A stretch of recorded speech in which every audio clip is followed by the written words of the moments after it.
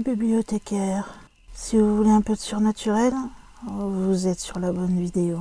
Surtout, n'oubliez pas de vous abonner, cliquez sur la cloche et laissez un petit like sur la vidéo. Ça fait toujours plaisir. Et maintenant, ouvrez bien vos oreilles. Évoquons dans cette vidéo le SCP-2198, qui est une collectivité de plusieurs nuages Nimbostratus. Il est de classe Euclide. Ces procédures de confinement spéciales. Les avant-postes 93A, B et C ont été construits en Antarctique, directement sur le site de manifestation d'origine du SCP-2198. La zone, bien que la formation de futures instances de SCP-2198 soit improbable, doit être constamment surveillée à la surface terrestre depuis l'édit avant-poste et dans l'espace aérien au moyen d'un satellite géosynchrone.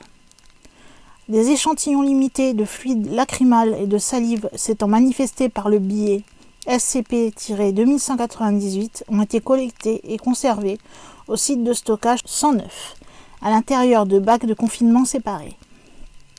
En ce qui concerne sa description, on peut le désigner comme une collectivité de plusieurs nuages Nimbostratus, observés directement au-dessus du cercle antarctique et dans les zones limitées de la Chine, de l'Inde, des États-Unis, du Royaume-Uni, de la Russie, du Japon et de la Corée du Sud, entre 2006 et 2007. Toutes les instances de SCP-2198 se sont depuis dissipées. La plus grosse instance de SCP-2198, formée au-dessus de la majorité du cercle antarctique, a été observée précipitant du fluide lacrymal humain gelé, communément appelé larme. Il doit être noté que la forme basique de cette instance semble être en corrélation directe avec la forme du trou dans la couche d'ozone au-dessus de cette même zone. Les instances secondaires de SCP-2198, formées au-dessus des pays susmentionnés, ont été observées précipitant de la salive humaine à une vitesse supérieure à la moyenne de 56 km/h. Les instances secondaires de SCP-2198 n'excèdent pas le volume de 200 m3 et se manifestent invariablement au-dessus des usines de fabrication d'extincteurs, de climatiseurs, de dissolvants et d'aérosols. Après que les instances secondaires du SCP-2198 ont été identifiées, les usines situées en dessous furent ensuite localisées. De multiples forces d'intervention collaboratives ont été sélectionnées afin d'isoler les unités industrielles en question, nettoyer autant de traces de salive que possible et administrer des amnésiques de classe A à C de manière appropriée. Des mesures similaires ont été prises en Antarctique pour collecter une dose limitée de fluide lacrymal alors que la précipitation de la première instance n'était pas terminée. La collecte fut moins réussie en raison du fait que le fluide s'était manifesté sous forme de petits grêlons, entraînant soit la pulvérisation totale à l'impact contre la glace, soit une perte générale dans la masse de neige aux alentours de la zone. Les analyses ont confirmé la présence d'ADN de plusieurs individus à l'intérieur des échantillons de fluide lacrymal et de salive conservés. Les empreintes ADN montrent qu'approximativement 97% des individus identifiés de cette façon sont décédés. De la documentation post-mortem confirmant ou indiquant que la cause de la mort pour 92% d'entre eux était des automutilations mortelles en 2017. Le nombre total d'individus identifiables à partir des échantillons ne peut pas être vérifié, en raison de la susmentionnée perte partielle d'échantillons. 2% supplémentaires ont été confirmés comme disparus.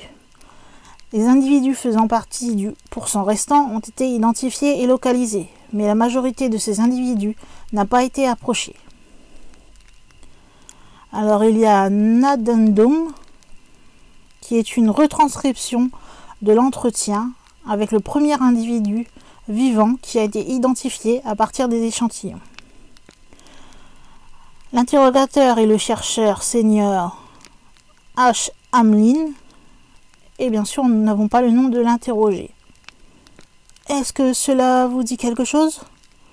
Le chercheur Hamlin présente une représentation schématique de l'instance primaire de SCP-2198, détaillant la forme du nuage et son étendue sur l'Antarctique. C'est une image montrant le trou dans la couche d'ozone, c'est tout ce que je reconnais. Connaissez-vous l'une des choses suivantes? Le complexe industriel, Squareworks. Je ne connais absolument aucun de ces noms. Avez-vous un intérêt important ou des connaissances spécialisées se rapportant à la destruction de la couche d'ozone, l'Antarctique ou la manufacture d'objets contenant du chlorofluorocarbone, de l'hydrofluorocarbone ou des halons? Non, pas du tout, je vous l'ai dit. Ce n'est pas mon métier. Avez-vous déjà participé à des essais cliniques ou donné du sang, des plaquettes, de la moelle osseuse, du sperme ou des organes à n'importe quel groupe qui n'a pas totalement spécifié les raisons d'une telle action? Non. Vous a-t-on dernièrement demandé de pleurer intentionnellement ou de saliver pour n'importe quel autre motif que la norme? Non. Est-ce que vous pleurez ou crachez régulièrement? Non, bien sûr que non. Ceci est la fin de l'enregistrement.